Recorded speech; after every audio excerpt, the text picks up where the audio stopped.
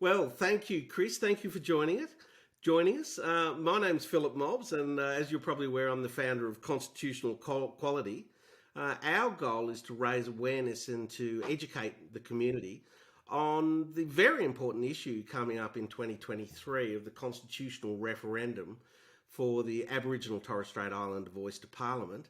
I'm absolutely thrilled that you've come along because as I understand it, you're the Vice President of the Rule of Law Yeah, Institute of yeah. Australia, and also a contributor to a recently published book, Beyond Belief, Rethinking the Voice to Parliament, published by Connor Court. And I noticed you were around as a regular contributor to the national newspapers and television. So I'm thrilled to have your contribution to raising awareness and education on this matter. So, firstly, to get into it, it would be great for you if you could tell us about who you are and what drew you to exploring the legal matters around the voice. Starting off with, what is the Constitution and what do you think the ramifications of what I describe as a racially specific power in the Constitution will be? Well, thank you for having me. Look, fundamentally, uh, our Constitution is, compared to the United States Constitution, it's like chalk and cheese. Um, the American Constitution and the other uh, constitutional document of theirs, their Declaration of Independence, they're very high-minded, inspirational documents that all Americans know a great deal about, far more than Australians know about our Constitution. But the reason for Mm. that's pretty simple. Our Constitution, it's not intended to inspire. It's not intended to uh, be a poetic document like the Declaration of Independence of the Americans. It's simply a mechanical framework uh, uh, that outlines a system of government, how government should operate in a federal commonwealth.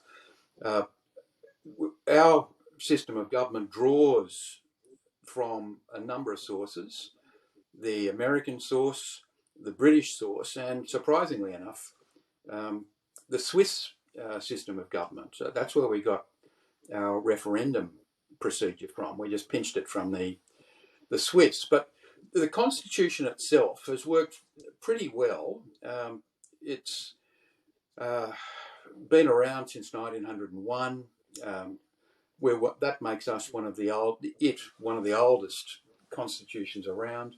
We're one of the Mm. oldest liberal democracies around. These things fail all the time. Liberal democracies fail. Constitutions are overturned, coups and revolutions. Ours hasn't. I think that's a function of the fact that it was designed pretty well. And if you go back and look at where it came from, it was a process that took a good decade in the 1890s, multiple um, constitutional conventions by colonial politicians all over the country, predominantly Sydney and Melbourne, the two great power centres. They're still the two great power centres. But it was thrashed out again and again and again. There were initial drafts that were rejected and changed, and it was widely reported. And if you have a look at the website of federal parliament, you can find the transcripts of those debates, those federation debates. They're all there online, and the contrast with what's going on now is absolutely stark.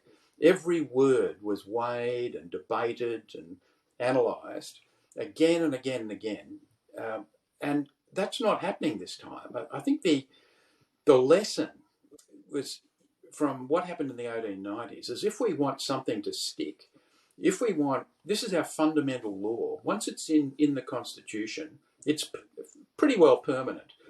It can be repealed, but it's very difficult, just as it's very difficult Mm. to insert something into the Constitution, which is intentional. But if we want something to stick, we should learn the lessons from the 1890s and thrash this out publicly. Now, uh, where do we go from there? Well, I think the the current process is an absolute abject failure. We haven't even had, the government has not even publicly made available independent legal analysis of the provision that it proposes to insert into the Constitution. Now, bear in mind, this is the preliminary provision. The Prime Minister has said that, he's made that clear, this is preliminary. There'll be a final form that'll be unveiled sometime down the track. But it would be nice if the government, the proponents of this change, took seriously the reality of what the Constitution is.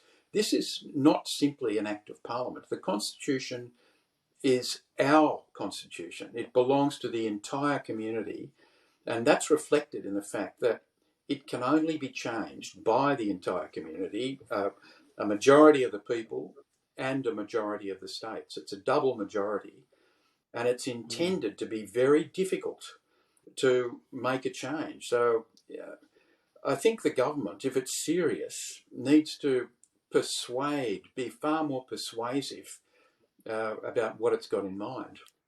So tell me, when I started off on thinking about the voice and the change to the Constitution, I originally thought it was actually a really good idea. I'm aware we both share the view that Aboriginal and Torres Strait Islander peoples, the notion of giving social and economic empowerment to them is a good idea. And so on face value, I thought, well, it gives them social economic empowerment. Then what would be the problem with that? And then as time has evolved, I've started to change my thinking. And I'd be interested in how you've evolved and what some of the thinking around that is from your perspective. Look, like yourself, I in fact, I still hold the view that Parliament should consult Indigenous people on laws that concern Indigenous affairs. The logic, I accept the logic put up by Indigenous groups that Aboriginal and Torres Strait people are the only group identified by race for which the Commonwealth is empowered in the Constitution to make special laws about them. Therefore, it's logical that the Commonwealth should also consult those people. That's a pretty basic concept. Sorry to be clear then. In the Constitution, I thought that the federal government had the power to make laws for all people. There wasn't any specific race mentioned in the Constitution. There is in section 51(26) from memory. That's the result of one of the recent referenda that empowered the Commonwealth to make those special laws. That's the only racial group that's singled out. Now that's so not, and I'll let you go on with the question. The notion of recognition in the Constitution. Are Aboriginal and Torres Strait Islander peoples already recognised in the Constitution? Well, to a degree, under section 51(26), yes. The question of recognition, however, is more broadly, until quite recently, more broadly understood to be something more prosaic, something that could be inserted into the preamble, for example, recognising the prior ownership of this continent by Indigenous peoples. The proposal before us, however, if you look at it, it's not recognition, it's not reconciliation. It's a very clear attempt to create a new institution of state based on racial preference. Now, that goes beyond, in my mind, reconciliation and recognition. That's an institution that would be at the heart of the Australian Constitution that would affect everybody and not simply Indigenous people. And why do I say that? Because the scope of the voice, if you take the Prime Minister's proposed words at face value, there's very, very little limit on the subject matter that the voice could look at. It's not confined to Indigenous affairs, which is the Section 5126 head of power. It goes beyond that. And once it goes, But I would have thought that I think it's the question put as the draft question in the referendum that we're looking at. I think it's the third sentence says, in matters relating to Aboriginal and Torres Strait Islander people. Are you saying that it's just very narrowly focused towards Aboriginal and Torres Strait Islander people, or do you see it as a broader influence upon government look, policy? matters relating to Aboriginal and Torres Strait Islander people is every matter. Aboriginal people are citizens. Well, I noticed the Prime Minister defined it as from childcare centres to highways. Yeah, well, he may care to make that limitation, but there is. No, no, that's what I mean. It's a very broad statement. That is obviously Indigenous people live in our community, so as a consequence, most things will affect them. Everything that affects every Australian affects Indigenous people in their capacity as Australian citizens. So what we're talking about is But is that just a broad observation, or do I notice for example, in the Kalmar Langton report, are they just specifically referring to Aboriginal and Torres Strait Islander people, or what's their view on the type of the meat on the bones of how that would that work? report's rejected any limitation on the scope of the voice, any limit. Oh. Uh, and that's reflected in the form of words. I see something in the paper today. Pat Dodson was referring about the limitations on the voice as well. Well, I haven't seen that, but unless the provision is altered to include limitations on the scope of the voice, it will be too late to insert those limitations after the referendum. The reason for that is that the Constitution prevails over ordinary legislation. If the preliminary form of words is approved, there will be the only requirement to trigger the jurisdiction of the voice is there must be a matter that affects Aboriginal and Torres Strait Islanders, not affects them only or affects them mainly, but affects them. So the defence power, the taxation power, the economics power, the foreign affairs power,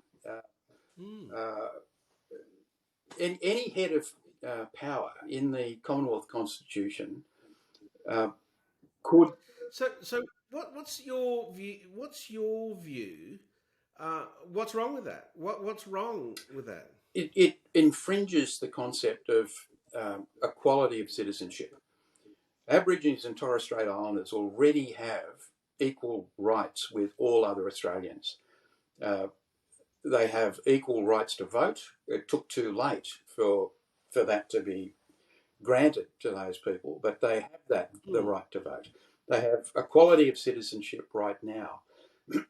If you go beyond that and single out any group, not right now we're talking about Indigenous people, but if you single out any group and say, okay, we're going to change our constitution and entrench in our constitution a publicly funded lobby group for a particular race, will have its own bureaucracy and must be consulted by Parliament and the government. What you're doing is rigging liberal democracy to give the inside track to a particular group in society, and that destroys the concept that all Australians have an equal say in how this country is governed. Yeah, that's right. I mean, we're a country of approximately 26 million people. That 25 million people have immigrated here. And the question is really, I think what you're saying is that the Constitution is the highest law in the land that enables the running of the government, and that it captures captured within that is the notion that it doesn't matter what skin color you are. It doesn't matter what race, where you come from, and what background you are. That we're there's one constitutional law for Mm. all, and that in a sense, I think I'm getting the feeling from you that in a sense what we're doing is creating a racially specific power, and um, and and that as a consequence undermines this concept which you call liberal democracy. That's exactly right. Look, it took us a long time to get where we are. For far too long, uh, we had racial distinctions in our immigration policy. We had racial distinctions when it came to voting rights. And over Mm, time, it took us a long time to get rid of those things. And the last mm, thing we want to do is turn back the clock to this discredited um, concept. It would put us in the same category as countries such as Malaysia. Right now, there's a mm. racial preference under Malaysian law for ethnic Malays, which infuriates Malaysians of Chinese and Indian ethnicity. I know that. I know that. I'll never forget. As a young man, I was 24 backpacking, and I got to Malaysia, and I'm talking to. I think it's 26% of the population are Chinese, and 13% are Indian. Um, and talking to these people, they say, well, in a sense, the system has evolved since 1954, whereby access to education, access to healthcare, access to government jobs. And then as a consequence, this has started as an incremental power, and then over time, that's from I think from 1954 to now 2023, the impact of that small racially entrenched power has led to a significant division of opportunity of Mm, outcome, and as a consequence, there's a, there's a there's a visceral, a tangible um, discontent mm. in terms of the harmony of the working of the And I population. think that's the lesson. We should learn from the Malaysian experience. Those who see this as a way of a route towards reconciliation should look at what racial preference has done in other countries where it's been tried. Mm. Uh, I mean, the recent history, the last century, shows that every time racial preference has become the policy of governments, it's led to catastrophes, absolute catastrophes. I am worried about when the word reconciliation is used, when one grabs the idea of a racially specific constitution in the power and extrapolates it over, let's say, a century, which is very likely to be its outcome. In fact, Mm, centuries into the future. And it's interesting to look at this concept of time duration.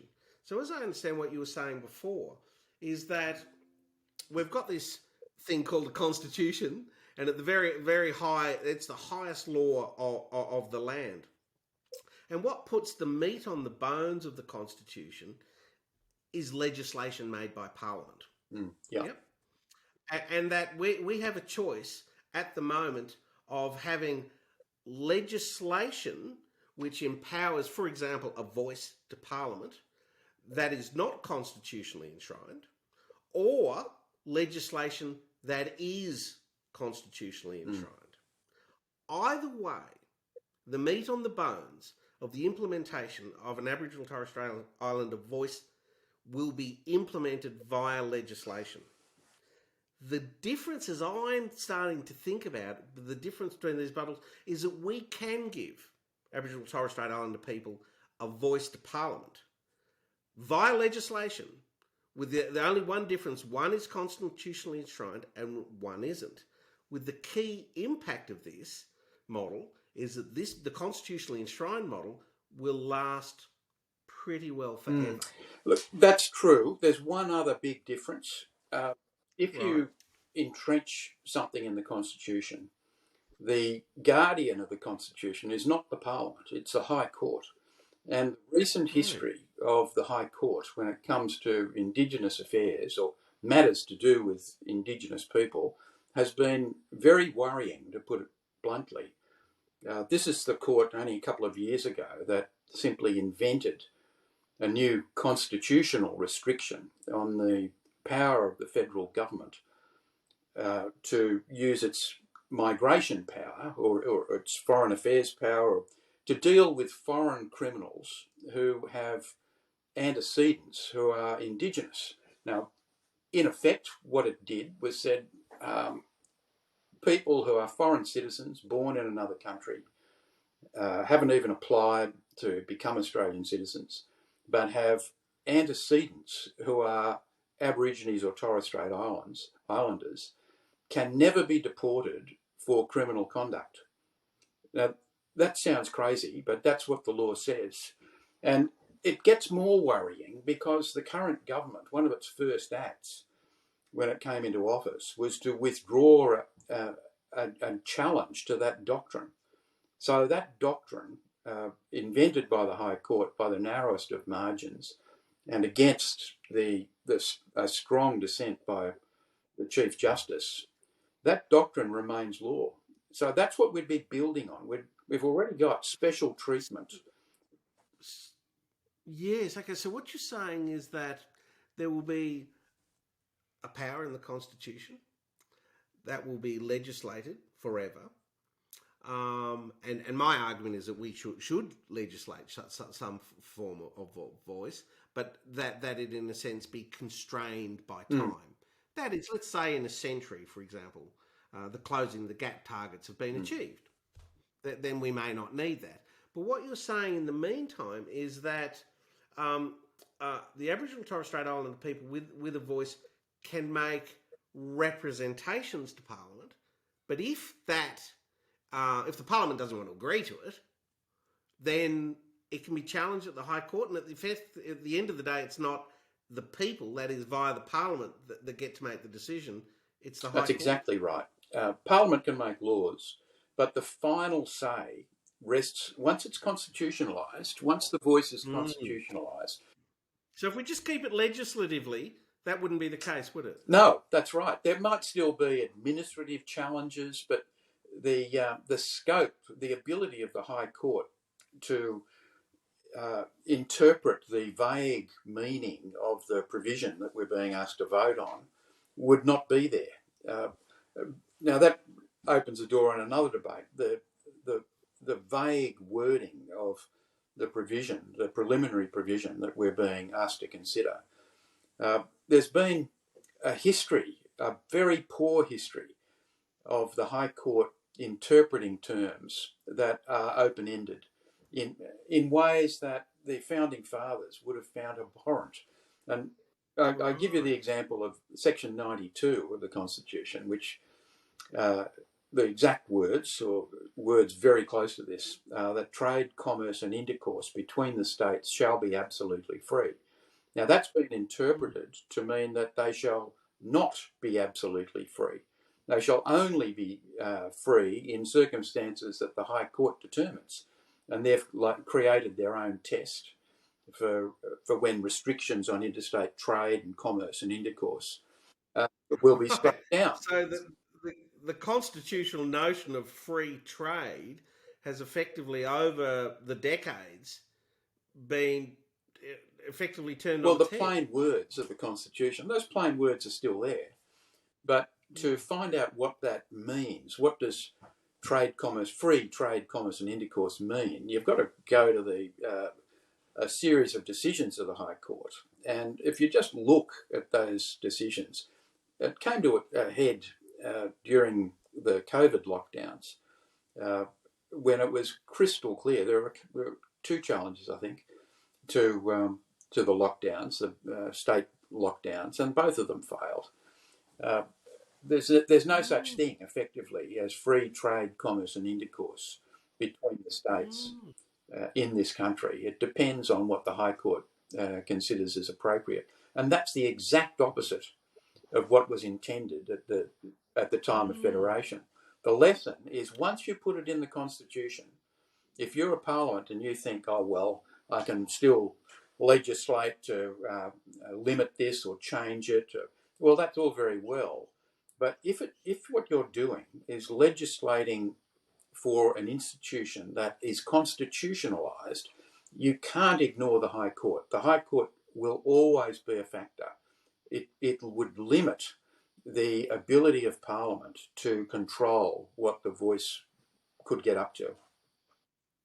So my view is that we've got the Constitution, it's implemented via legislation, and under this model, a constitutionally enshrined racially specific power, it will be in perpetual, pretty well forever. Yep.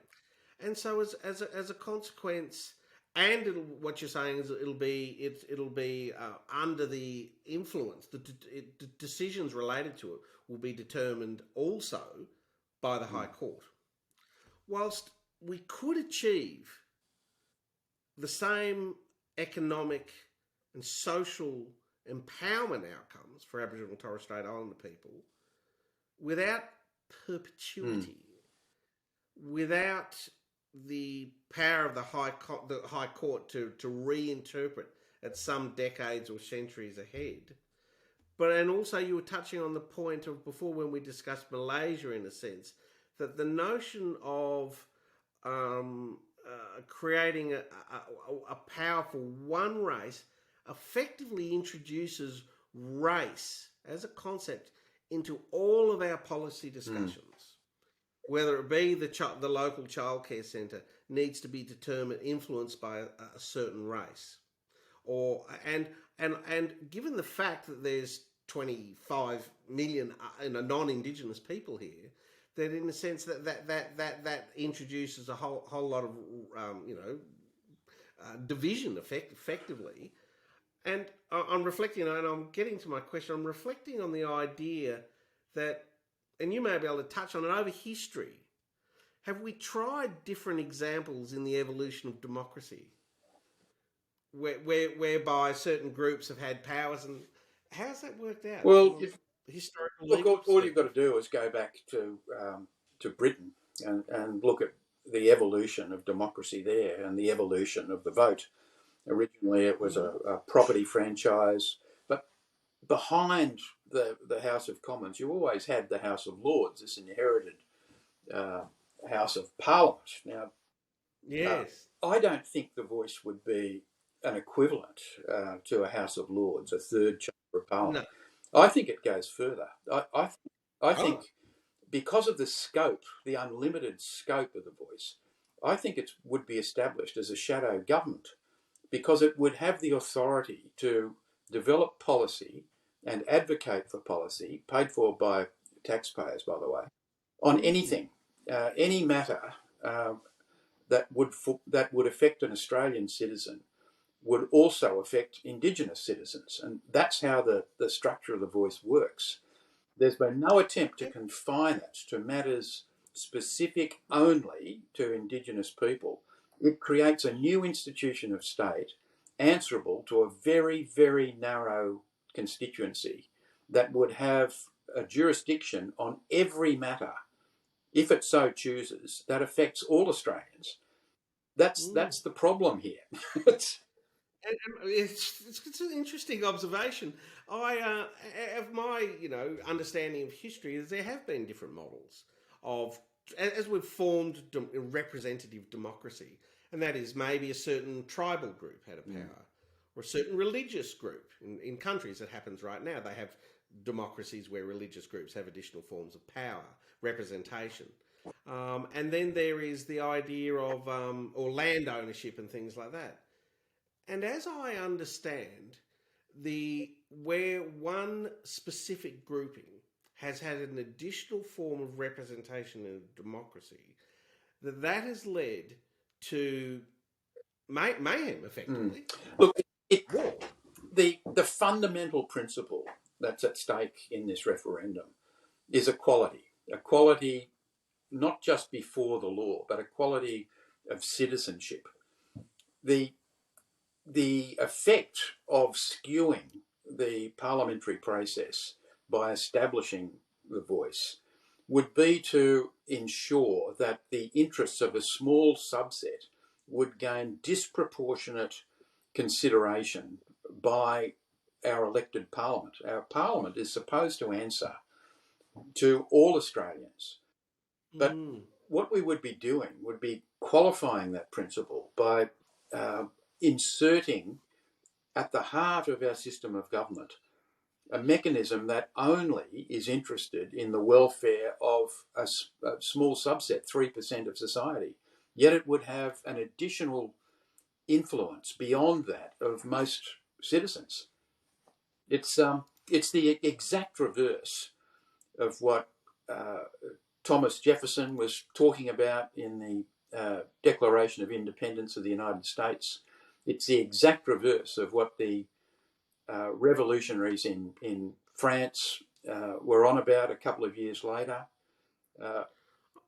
That really brings me to the idea. So what you're effectively saying, and I've just brought up the screen share, that you're effectively saying that throughout the history of the development of democracy, we've evolved to a point where every citizen, no matter what your race, whether you're rich or poor, black, white, blue or green, that the quality of effectiveness of the democracy is because we're all treated the same under the Constitution. Exactly. The role of government in our system of government is to balance the conflicting interests of all sorts of groups in society. That's the nature of liberal democracy. Well, that brings me to what I've got up on the screen, and I know you've only got a few minutes left. But effectively, I know that the United Nations International Convention on the Elimination of All Forms of Racism, established in 1965, basically looks at how to prohibit and eliminate racial discrimination in all its forms, and to equality before the law. So, but it doesn't, it also says that you can create special rulings, like special measures, like positive discrimination, for example, like a voice to Parliament. You can do it under the law, under the United Nations, proposed type of best practice management of a country, if I could argue that. But what it says is that such measures, as a consequence, that lead to the maintenance of separate rights for different racial groups, and that they shall not be continued after the objectives for which they were taken have been achieved. In other words, equality before the law is a paramount value in the management of a country. But there can be exemptions, but they must be time limited. Yeah. Exemptions. Look, that's exactly right. I shudder to say this, but the United Nations sometimes get things right, and they've managed to balance the preeminence of the right to equal treatment with the also important right to enable mechanisms to assist the most marginalised people in society. But those measures should be temporary. That's completely logical. What we're being asked to do that's not what we're being asked to do. We're being asked to make a permanent change right at the heart of our system of government in the Constitution, not in a law, but in the Constitution, where it would be very, very difficult to remove it. It would require... So we effectively could achieve the goals. The goals of social and economic empowerment of Aboriginal and Torres Strait Islander people. Again, there's the constitutional pathway, which will take us forever. And that is, in a sense, a contravention, I would say, of best practice type of, of how to run a country. Because it effectively, as I understand my analysis of the United Nations Convention on the Elimination of Racism, is that by having a separate law for one specific race, it effectively institutionally entrenches racism into the fabric of the running of the country. Well, at the same time, we could achieve those goals, but not entrench it forever. Look, to a degree, I agree with that, but I think once you if the voice were to be inserted in the Constitution, I don't think it would achieve reconciliation at all. I think it would achieve exactly the reverse. It would foster Mm, resentment against the mm, recipients of these special privileges that have no basis in international law and are against the principle of equality. The resentment by all those who are not the beneficiaries of such a system would take mm. hold and divide society. That's right. A, there's not the beneficiaries, but B, I mean, clearly the historical legacy of effectively the British coming along and colonising has is um, effectively like a burden in a sense upon the British colonisers, the white people in a Mm. sense, that those who've come from Britain, but our population, as I understand it, is now representative of nearly every Mm. nation on the planet. Look, that's right. And in those circumstances, um, dividing the community in our founding document is the last thing we should be doing. We should be uniting the country. Uh, Race has no part in, or should have no part in the Constitution.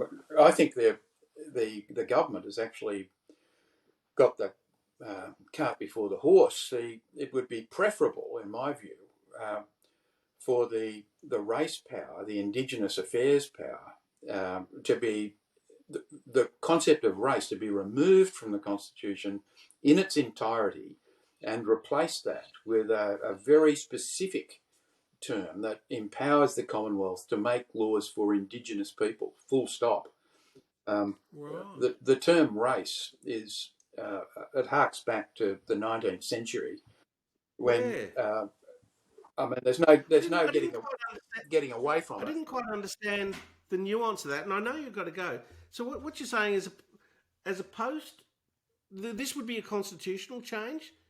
What you're referring to? Yeah, look, I think it would be uh, counterproductive. It would divide Australia. It would kill reconciliation, stone dead. Mm.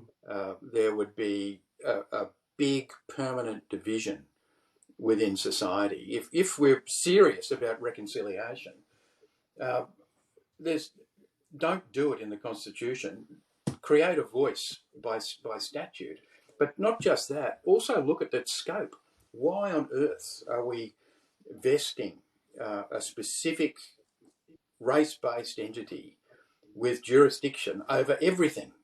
I mean, if the problem is the difficulties, the societal difficulties of Indigenous people, the voice should be in statute and focus specifically on the areas that need to be addressed: education, health, Hmm. those sort of things, economic development of Indigenous people, rather than uh, giving the voice the ability to poke its nose into defence and budgetary policy and tax and foreign affairs. There's no need for that. That's co-government, and it's simply totally Mm. offensive or should be totally offensive to most Australians. I can't understand how people can look at this and not see through it.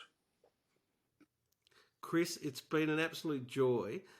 You've really contributed to raising the awareness and educating the population around this really important constitutional matter.